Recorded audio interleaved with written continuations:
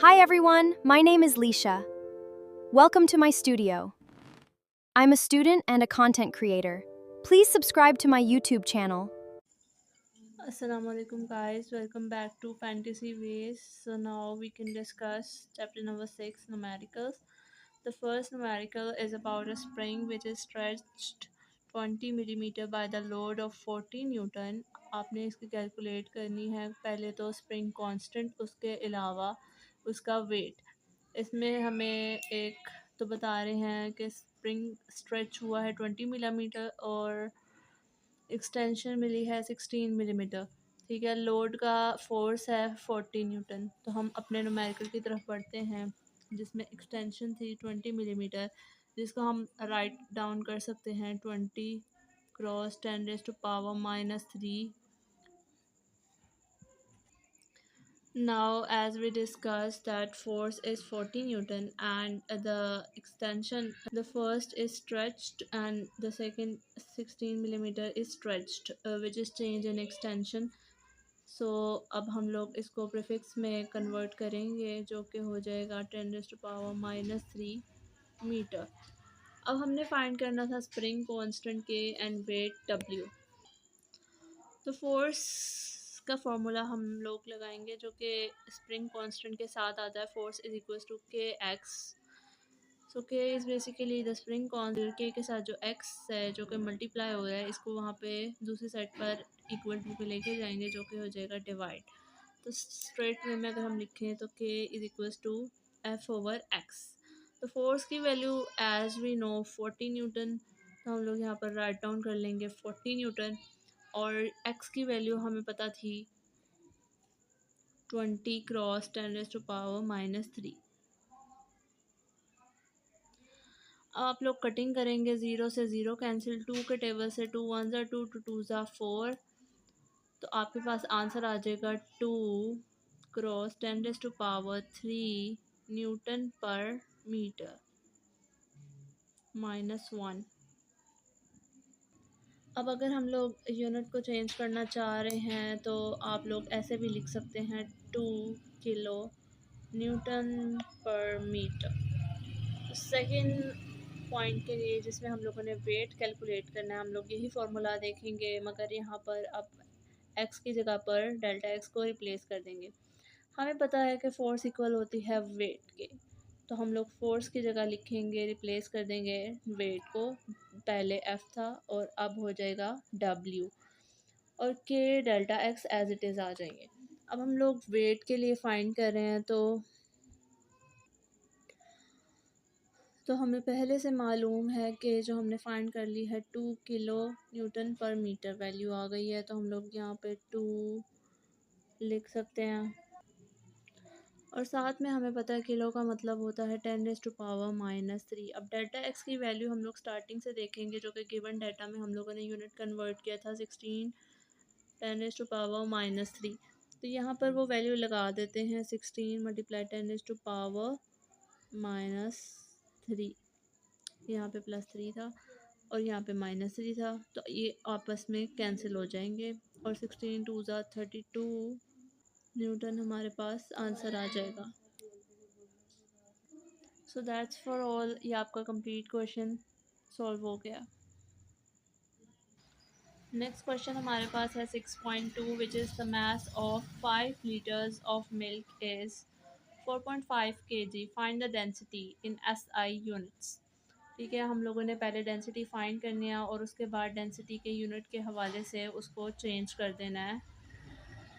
तो पहले तो हमारे पास डेंसिटी का फॉर्मूला आ जाता है जो कि होता है rho is equals to mass over volume. हमारे पास मास क्वेश्चन में जैसा कि आप देख सकते हैं गिवन है, मगर वॉल्यूम हमारे पास गिवन नहीं है. उसकी जगह इसने हमें बताया 5 लीटर्स है, तो हम लोग 5 लीटर्स पे काम करके इसको वॉल्यूम में कन्वर्ट कर लेंगे ताकि हमारी रिक्वायरमेंट पूरी हो सके.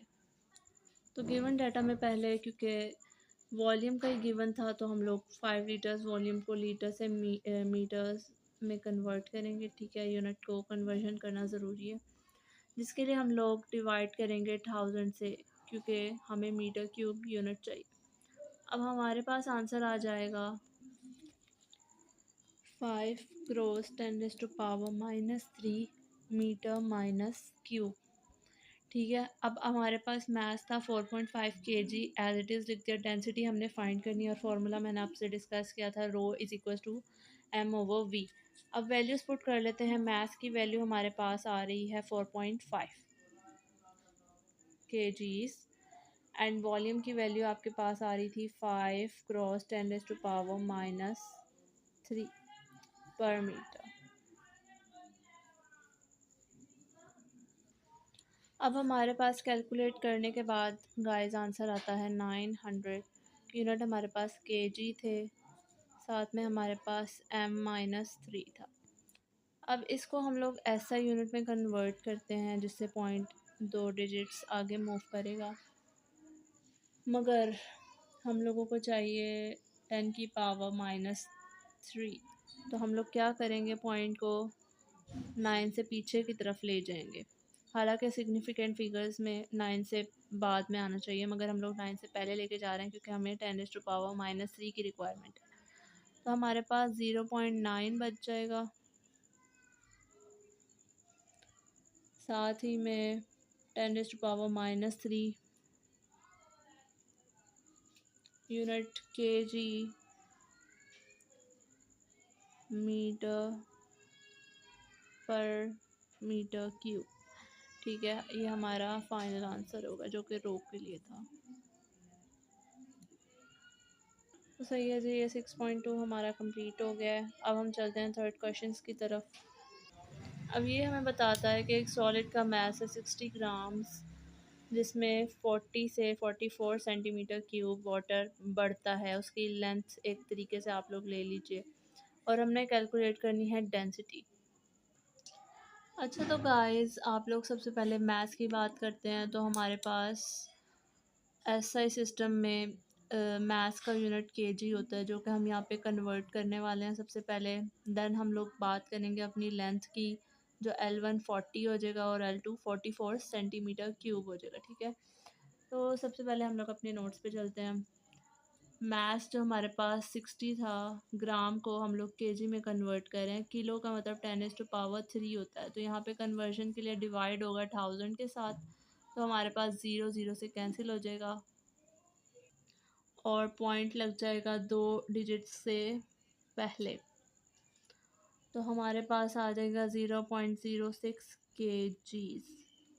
लेंथ 1 थी हमारे पास 40 और लेंथ 2 थी हमारे पास 44। फाइंड कर रहे थे हम रो, जिसका फॉर्मूला होता है m/v। तो यहाँ पर हम लोग v के लिए इस्तेमाल करेंगे L2 माइनस L1, मतलब फाइनल माइनस इनिशियल। ठीक है, वॉल्यूम हम लोग क्योंकि हमारे पास गिवन लेंथ में है तो उसी तरीके से उसको टैकल करेंगे जो कि उसने गिवन दिया है। तो हाँ जी नाजरीन, हम लोग यहाँ पर वैल्यूज़ पुट करने लगे हैं। मास है 60, जैसा कि हमने ऊपर डिस्कस किया। L2 है हमारे पास 44 माइनस 40। अच्छा, हम लोगों ने मास की जगह फिट करनी थी वैल्यू अपनी केजीज वाली, तो 0.06 है वो। अब यहाँ पर मामलात ऐसे हैं कि ऊपर तो आपके पास 0.06 ही बचता है, मगर नीचे आपके पास बचेगा 4। साथ ही में क्योंकि इसकी वैल्यू यूनिट की सेंटीमीटर क्यूब थी, तो आप सेंटी की जगह पुट करेंगे 10⁻⁻² और बाहर आ जाएगा क्यूब, साथ में मीटर क्यूब, क्योंकि ये वाला क्यूब जो है वो इन दोनों यूनिट के साथ मल्टीप्लाई हो रहा है।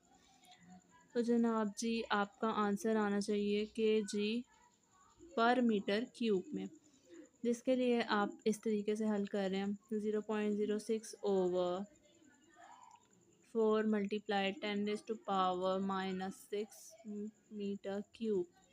अब इसको आप कैलकुलेट करेंगे, ऊपर तो केजी यूनिट था ही था, नीचे मीटर क्यूब है जो कि ऊपर जाके -3 में बदल जाएगा।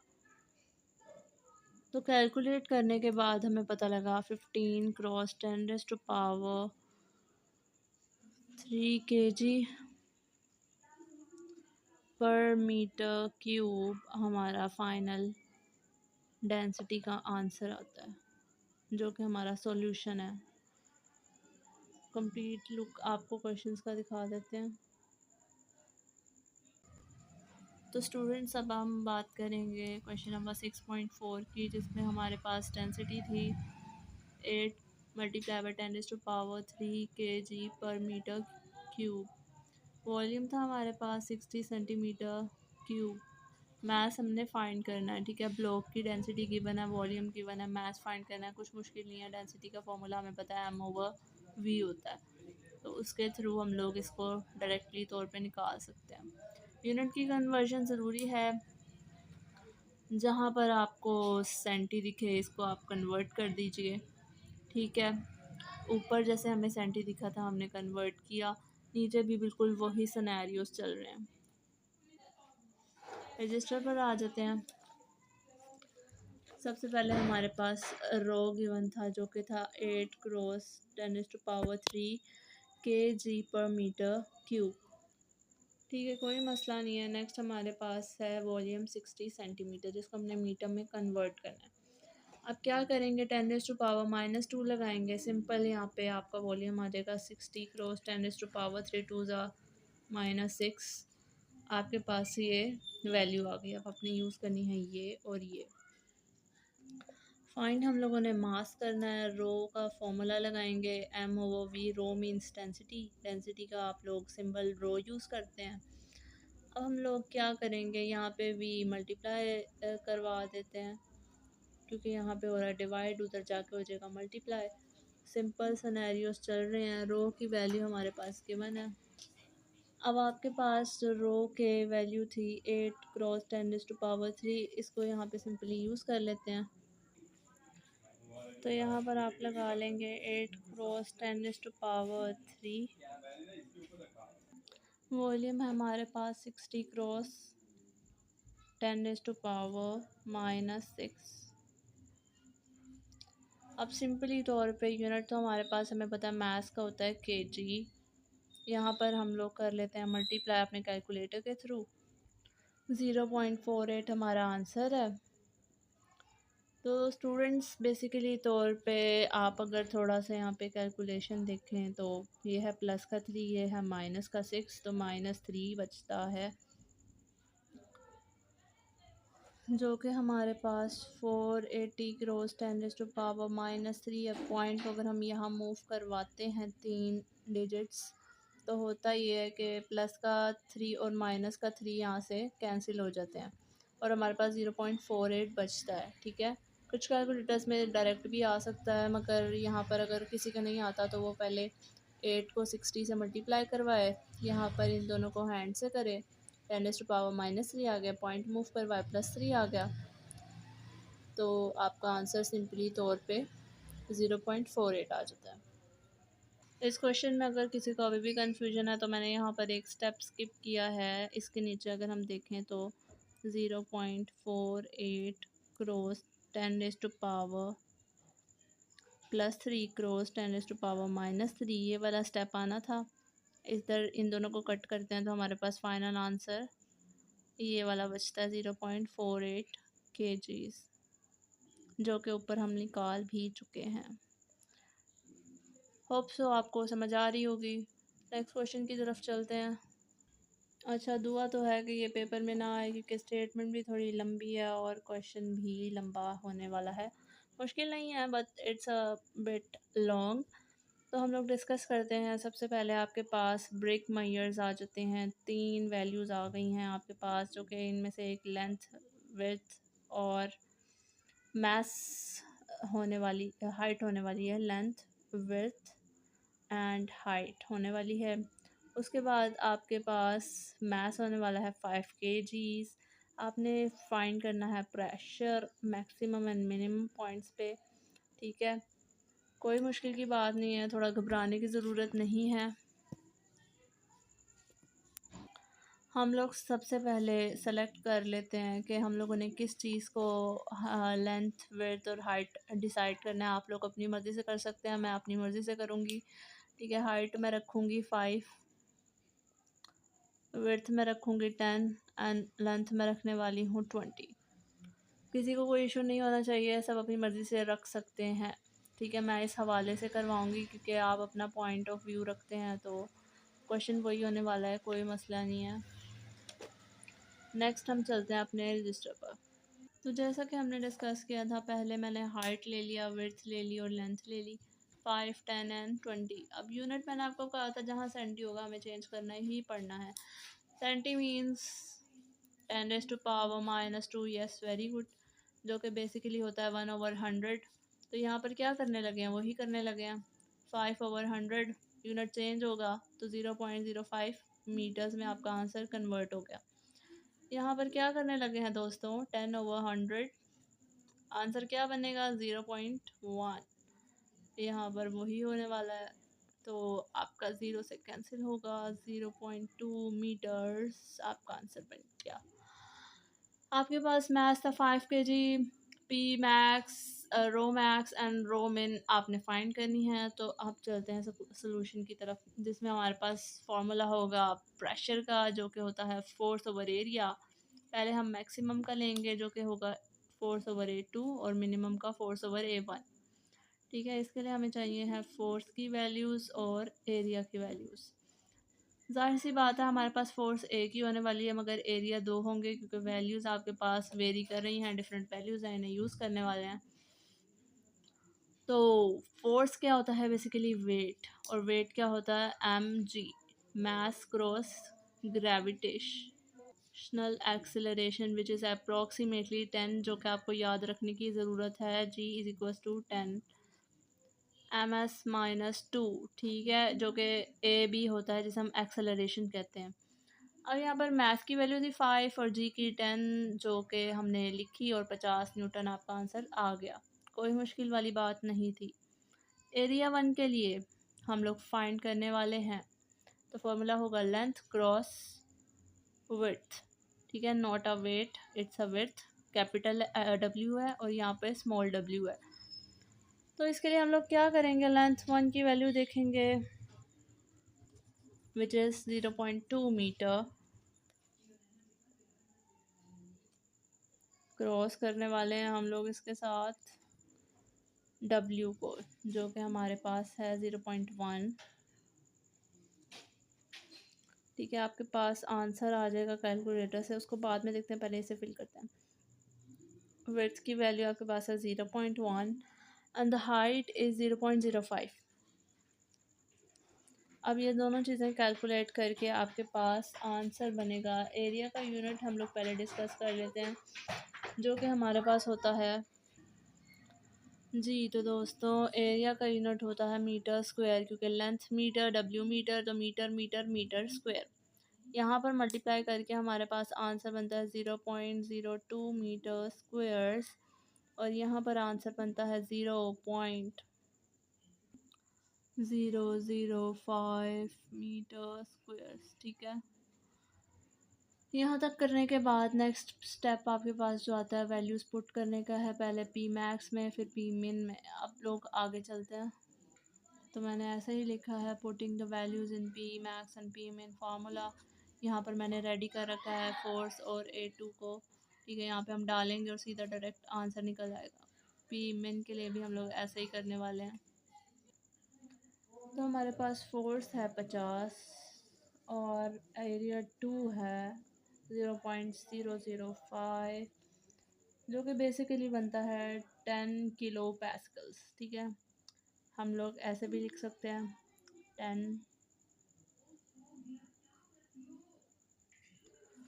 और अगर आप चाहते हैं कि ये वाला ज़ीरो भी ख़त्म हो जाए, तो हम लोग ऐसा भी कर सकते हैं 1 10⁻⁴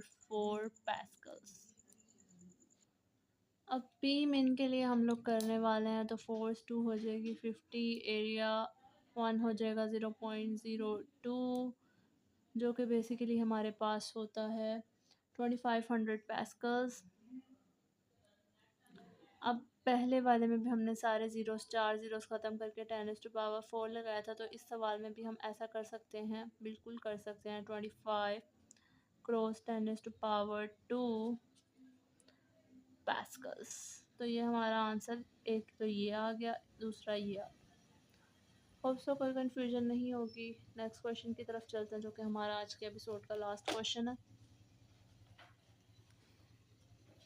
which is about height of the column of barometer. ठीक है, बैरोमीटर एक इंस्ट्रूमेंट होता है और इसको हम लोग सी लेवल पे रख रहे हैं। If mercury 1000 kg per meter cube and density of mercury is 13.6 cross 10 raised to power 3 kg per meter cube। हम लोगों ने यहाँ पे फाइंड करनी है हाइट ऑफ वाटर, बाकी सब हमारे पास गिवन है। ठीक है, तो चलते हैं अपने आंसर शीट की तरफ।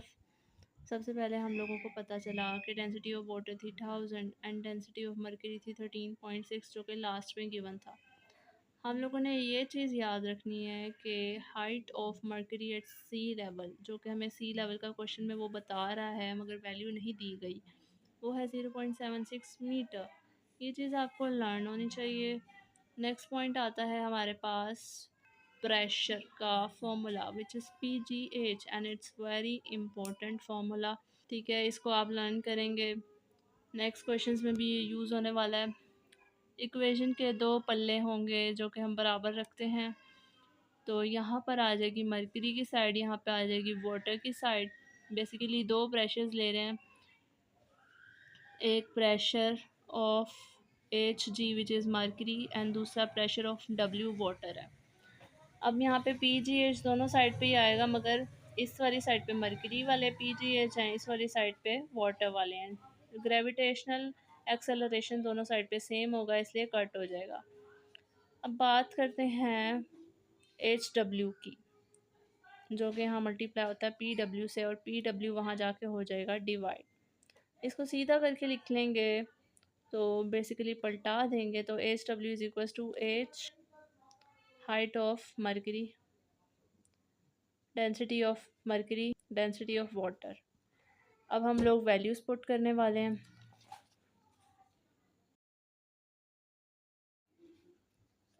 Now the first value we will put is HHG, जो कि है 0.76। साथ में मल्टीप्लाई हो रहा है rho which is density of mercury, और इसकी वैल्यू है 13.6 क्रॉस 10 टू पावर 3।